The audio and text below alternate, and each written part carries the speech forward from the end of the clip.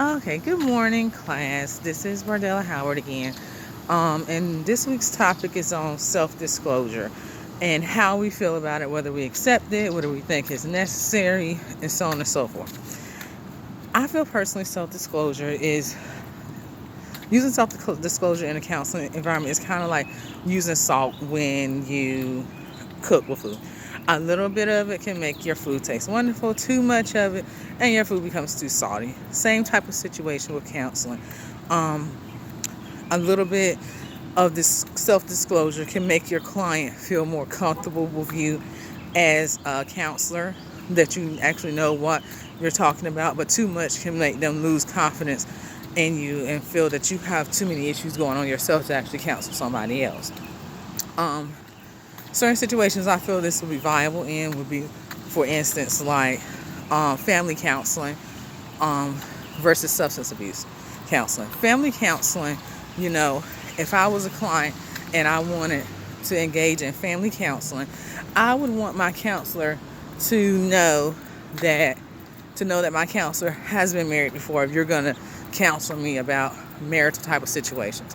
Or I would want to know that my counselor has children if you are to counsel me about problems we have going on in our family with our children.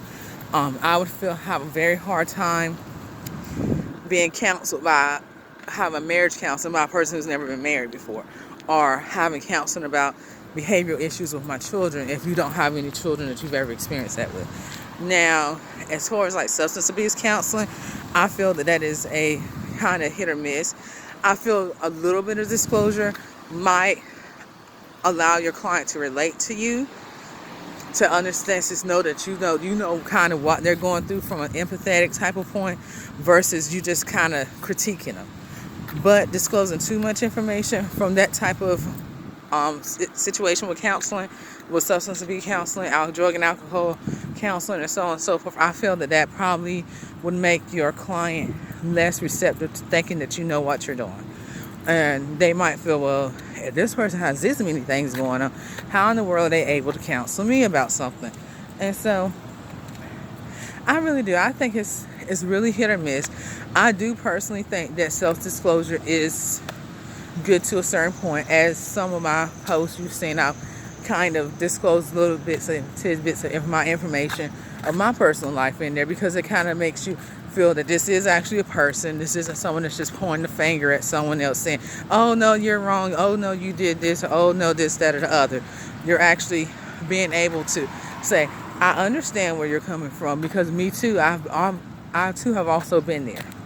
So I can't sit here and be like the pot calling the kettle black and say, oh no, you're wrong for this, which is how I feel in certain situations with counseling. It can be when you're just, the person might feel, oh, they're just kind of judging me.